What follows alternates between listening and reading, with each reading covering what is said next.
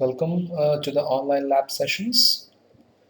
This is probably the first time that we will be having a live class, rather regarding practicals, but it will be an online class, and we are very much well aware that why these online classes are going on.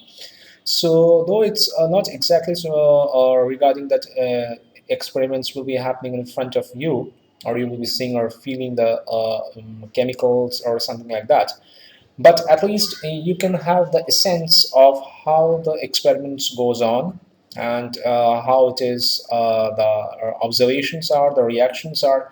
So, based on the syllabus where you're having, so some of the experiments will be conducted. So today, this time it will be the first experiment, and this session where you will be having the first experiment done in this class, and followed by that, every time you will be getting some of new experiments through this particular way. So let's, without wasting any more time, I would like to straight away go move on to the experiment section. Good morning, students. Today, we are going to do some experiments, carry out some practical sessions for you. So maybe for months and months, after about 3 or 4 months have passed, and we're only focusing on theory classes and audio and video lectures. Though it will be once again, it's a video lecture once again, but still, those video lectures were theory based. But this time, we are going to carry out some experiments, practical live classes. So now, what this will be fun. This time we are taking some sample. This is basically lead nitrate. Okay, as you can see, lead nitrate. So lead nitrate, this is a white crystalline salt, and what I'm going to do is I'm going to heat this sample. I'm going to heat this sample. Now we will over here check it out. We have already read about in chapter 2 the chemical changes and the chemical reactions.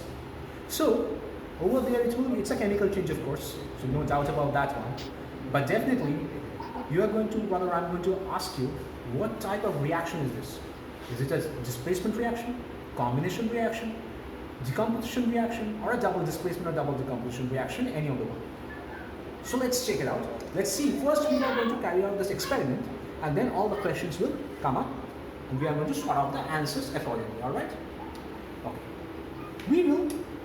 We have taken that one in a test tube, followed by I'm using a test tube holder. I'm using a spirit lamp, and I'm going to heat this one. Let's see what happens when it heats.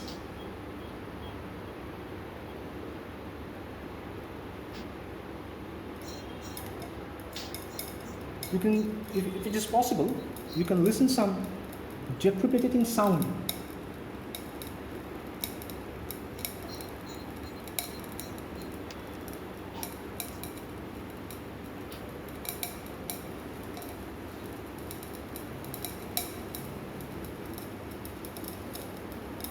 And along with the sound, I hope you can see there is a brownish gas which is coming out. So there is a decapitating sound, a cracking sound. You can listen to that one. There is I hope, and you can see you can see some reddish brown fumes are coming out. You can see that brown colored gas which is coming out from the test tube. So this brown colored gas is actually nitrogen dioxide, which is having the brown colored gas. The color of the gas is brown color. We can clearly see it's a intense brown fumes is coming out, and if you notice, the salt has basically melted. The salt has melted, and if you check out the color of the salt, you can see at the base, this is over here, you can check out that over here, the color of the salt is yellow. Though the salt has melted, which was there, the color is actually yellow. So previously, if you notice, we started with a white colored sample. Now after heating, what are our observations? The first observation is a reddish brown gas is forming, which is the first observation. We have already noticed that one, very intense dense fumes, followed by a yellow colored solid. Residue is already there, which melted though, but still we can see our yellow colored solid is there. This yellow colored solid is actually PbO, lead oxide, also known as litharge. Okay, also known by the common name litharge. So this is a yellow colored salt. So how the reaction goes. So if I one pen please. Okay. So if I start writing this reaction over here, you can check it out that lead nitrate. We took this one, and if we heat this one, what we are getting? So I'm not balancing this reaction and focus on that. It's an unbalanced reaction. We should not write unbalanced reaction, but still for this time's sake, this is coming out. This also comes out. Now this is a colored gas. I'm writing over here reddish brown. I'm writing over here as reddish brown, and this is basically a colorless gas. This is a colorless gas. We know that oxygen colorless gas. So for that reason, when oxygen comes out, we are unable to identify that one separately. What about this? This is litharge, yellow residue. You saw that one yellow? The yellow residue or that solid substance is this one. So this is the reaction when lead nitrate is heated. So you have witnessed that the reaction which have taken place over here, and how the reaction went on. So definitely, and the products of the reaction, reactant, rather the reaction, is also being written on the board. But one thing, as it was mentioned over there, that reactions are not balanced. But definitely, balancing the reaction is very, very important. Unbalanced reactions are not at all accepted. Always remember this: unbalanced reactions are not at all accepted. So if we demonstrate the reactions itself, so let's move on to the reaction first. So there it goes. Here we have the reaction. So lead nitrate, PbNO3 whole thrice plus heat, it's giving 2 PbO plus 4NO2 plus O2. So this lead nitrate, when it's heated, it's giving lead oxide, nitrogen dioxide, and oxygen. So generally, we all know that all nitrates, and it's for those who are not aware, that all nitrates, when they are heated, they decompose to their corresponding metallic oxide, nitrogen dioxide, and oxygen. So any metal nitrates, when they're heated, they decomposes to give their corresponding metallic oxide, nitrogen dioxide, and oxygen. But there is an exception. The exception is this one. Also remember that potassium nitrate, sodium, potassium, and ammonium, these three nitrates, they do not decompose to give their corresponding metallic oxide.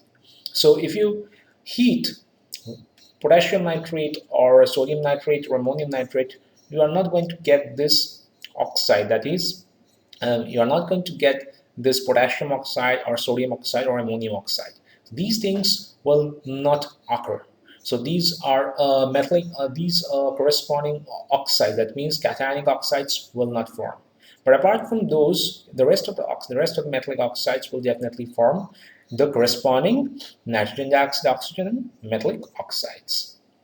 Now over here you can see that the original salt has been taken white, as you saw as you witnessed in the reaction, or rather during the experiment time. The salt which was taken was actually white in color, and the observation is all about from white to yellow, followed by reddish brown. So if the question is what observations you have to whether when lead nitrate is heated,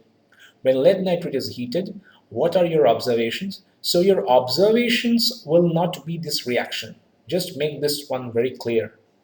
I repeat this again. The observations are not, observation is not this particular reaction.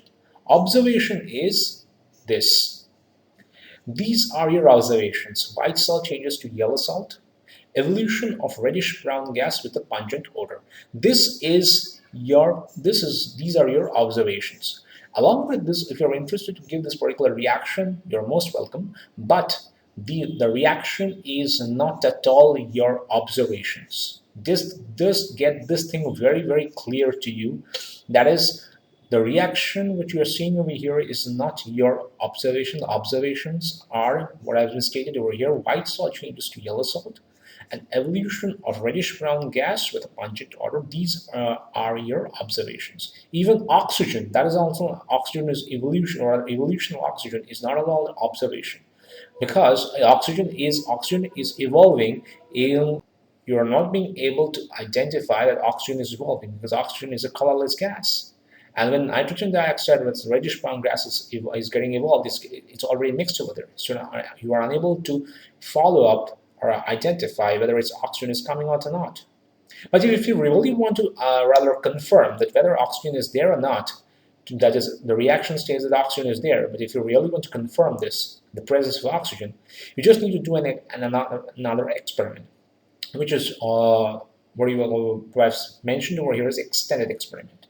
What is that? Just if a glowing splinter is held over the test tube, the splinter burns with glowing intensity increases. That is, if the glowing splinter, if it's held over the test tube, when the nitrogen, the reddish brown gas is coming out, then the splinter burns, but the glowing intensity increases. The glow, that means the flame intensity, the brightness, all these things increases. This is due to the presence of oxygen gas, which increases the combustion rate of the splinter. So this is because it is burning, rather the rate of combustion, it burns at a much more faster rate, and the combustion, that means the glow, the intensity, the brightness of the flame, everything increases because oxygen is present over there. And for this reason, the splinter burns and oxygen can be confirmed by carrying out additional experiment. So that's all for today's first experimental class lab session. We'll catch you up with another experiment, another setup in the next class. Thank you so much.